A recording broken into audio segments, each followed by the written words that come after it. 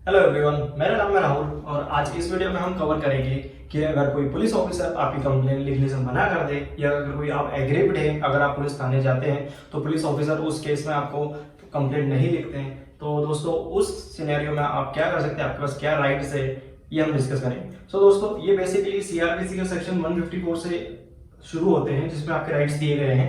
Basically first information report जो section 154 में define है वो ये कहता है कि अगर कोई कॉग्निजेबल ऑफेंस होता है तो पुलिस ऑफिसर के पास जाके आपको शिकायत करनी पड़ती है।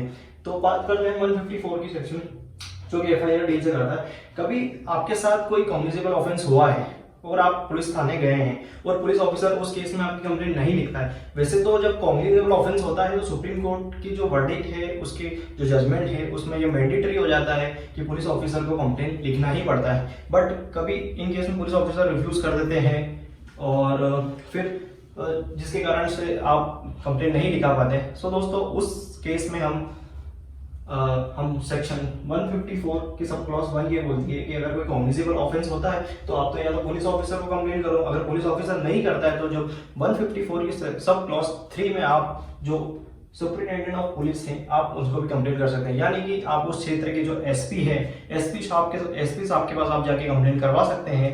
और दोस्तों, जब आप सुपरिटेंडेंट ऑफ पुलिस को भी कंप्लेंट कर देते हैं उसके बाद भी आपकी बात नहीं बनती है तो उस केस में आप डायरेक्ट कोर्ट के भी पास जा सकते हैं। हाँ जी हाँ, ये सेक्शन बात करता है 156 के सब क्लॉज 3 के पास आप मजिस्ट्रेट के पास भी जाके डायरेक्ट कंप्लेंट कर सकते हैं। बट इसमें कुछ गाइडलाइंस दी है, रिसेंटली सुप्रीम कोर्ट ने कुछ गाइडलाइंस दी है। एक मैं केस बताता हूँ। केस में एक बंदे ने रिकवरी ऑफ अमाउंट के लिए कंप्लेन करी थी और उस बंदे को अपना केस जल्दी करवाना था, तो उसने क्या करा कि 156 में सब क्लॉज 3 में जाके डायरेक्ट मजिस्ट्रेट को कंप्लेन कर दी और मजिस्ट्रेट ने फर्दर इन्वेस्टिगेशन के लिए पुलिस ऑफिसर को डायरेक्शन दे दिए। सो फिर बाद में जो रिस्पोंडेंट था उसने अपीलेंट कोर्ट में अपील करी इस सेक्शन के रिगार्डिंग। तो अपीलेंट कोर्ट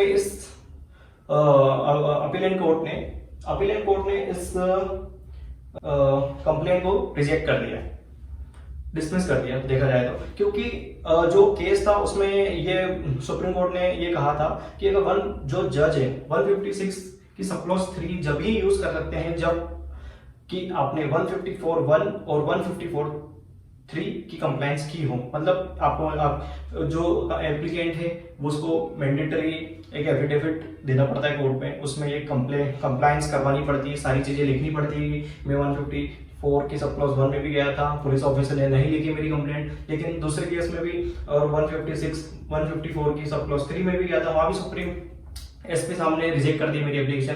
तो तब जाकर ये पावर अप्लाई होती है। अदर केस में आप सीधे पुलिस ऑफिसर और सुपरिटेंडेंट को भी आप कंप्लेंट कर सकते हैं। सो दोस्तों, धन्यवाद।